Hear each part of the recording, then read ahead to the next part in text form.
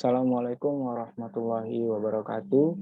Pada kesempatan kali ini saya akan mempresentasikan tentang hasil observasi saya pada mata kuliah pengelola pendidikan, yaitu tentang pengelolaan peserta didik yang diampu oleh Bapak Dr. Haji Dadang Rahman Munandar. Adapun video ini saya buat untuk memenuhi tugas memenuhi ulangan tengah semester 3 pengelola pendidikan.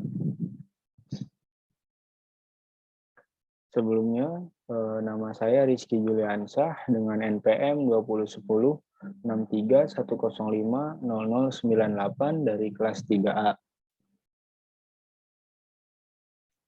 Nah, adapun untuk sekolah yang saya observasi yaitu adalah SMA Negeri 1 Karawang. Untuk profilnya sendiri, yaitu alamatnya di Jalan Jenderal Ahmad Yani nomor 22, Nagasari, Kecamatan Karawang Barat, Kabupaten Karawang, Jawa Barat dengan kode pos 41312. Adapun NPSN-nya yaitu 20217786 dengan akreditasi sekolah yaitu A+. Tahun pendirian sekolah yaitu 1985 dan tahun beroperasi sekolah yaitu 1985. Nah, yang pertama saya akan menjelaskan tentang konsep dasar pengelolaan peserta didik, yaitu yang pertama berbicara dengan tujuan dan fungsi pengelolaan peserta didik.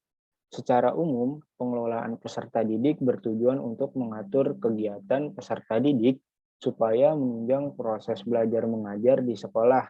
Lebih lanjut, proses belajar mengajar di sekolah akan berjalan lancar, tertib, dan teratur, sehingga dapat memberikan kontribusi untuk tercapainya tujuan sekolah dan tujuan pendidikan secara keseluruhan. Yang kedua yaitu berbicara tentang prinsip pengelolaan peserta didik.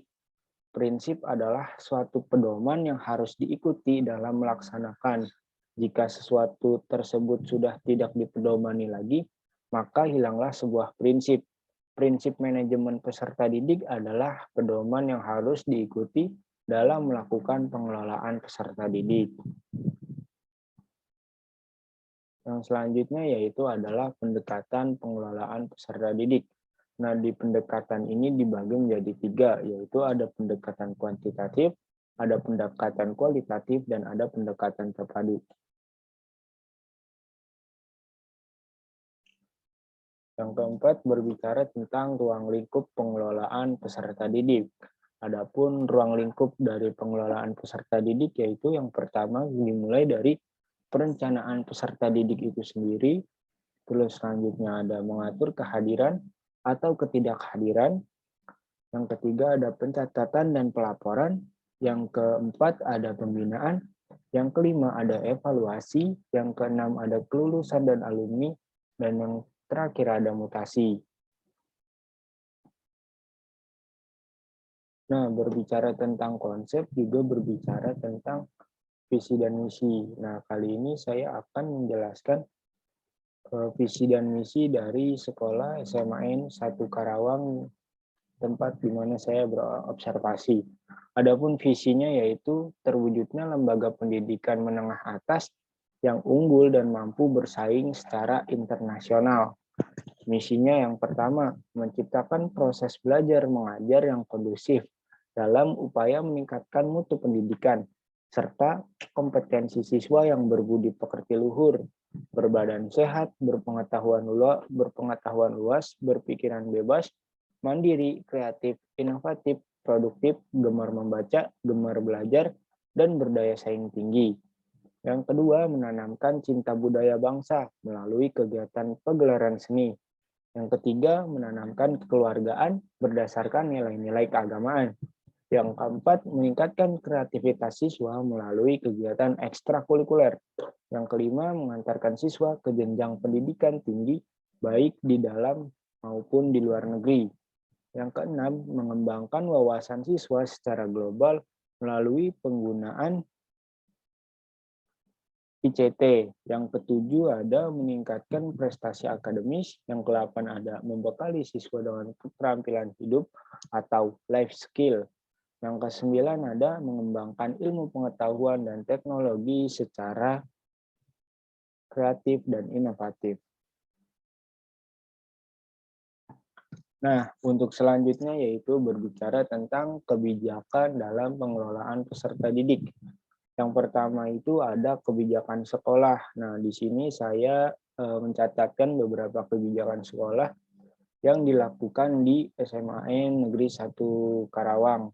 Yang pertama yaitu dilakukannya sistem penerimaan siswa baru yang secara ketat dengan persaingan yang ketat. Yang kedua yaitu penerimaan siswa baru melalui beberapa jalur seperti jalur akademis, jalur prestasi, dan juga jalur zonasi. Yang ketiga yaitu pembagian kelas yang terstruktur. Nah, selanjutnya ada kebijakan publik. Kebijakan publik yaitu wajib belajar 12 tahun. Wajib belajar ini merupakan salah satu program gencar fungsi pokok dari program belajar, yaitu sesuai yang tercantum dalam Peraturan Pemerintah Republik Indonesia Nomor 47 Tahun 2008 yang berbunyi wajib belajar berfungsi mengupayakan perluasan dan pemerataan kesempatan memperoleh pendidikan yang bermutu bagi setiap warga negara Indonesia. Selanjutnya ada kebijakan kurikulum. Kebijakan perubahan kurikulum 2013 yang merupakan sebuah ikhtiar dan wujud dari prinsip dasar kurikulum change and continuity, yaitu hasil dari kajian, evaluasi, respon, prediksi, dan berbagai tantangan yang akan dihadapi. Kurikulum 2013 ini diyakini sebagai kebijakan strategis dalam menyiapkan dan menghadapi tantangan dan tuntunan masyarakat Indonesia di masa depan. Kebijakan kurikulum 2013 akan mampu memerankan fungsi penyesuaian, yaitu kurikulum yang mampu mengarahkan serta peserta didiknya mampu menyesuaikan dengan lingkungannya, baik dari lingkungan fisik maupun lingkungan sosial yang akan terus berubah. Nah, untuk implementasi pengelolaan peserta didik yang dilaksanakan di SMA Negeri 1 Karawang sendiri. Yang pertama itu ada kegiatan belajar mengajar yang dilakukan secara intens atau dilakukan secara baik, di mana siswanya hanya melakukan kenakalan yang bisa dibilang hanya 5% saja, yaitu seperti halnya siswa yang telat atau terlambat datang ke sekolah. Yang kedua yaitu melalui intrakurikuler. Yang ketiga adalah melalui ekstrakurikuler. Yang keempat adalah melalui alumni. Dan yang kelima yaitu melalui kerjasama yang dilakukan antara sekolah dengan perguruan-perguruan tinggi ataupun antara sekolah dengan para alumninya. Nah, ini merupakan dokumentasi beberapa dokumentasi saat saya melakukan observasi di SMAN 1 Karawang.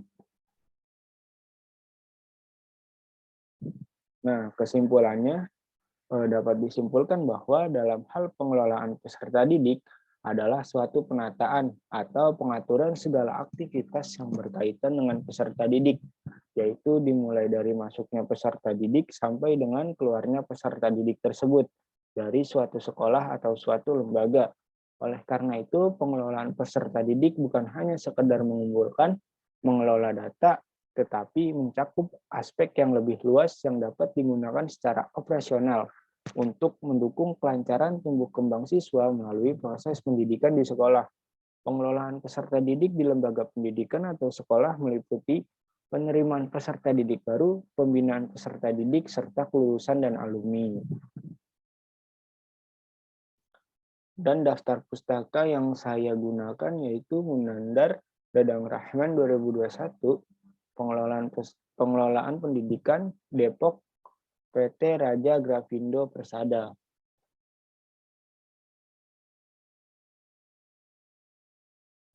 Nah, mungkin cukup sekian video yang saya dapat sampaikan dan saya presentasikan.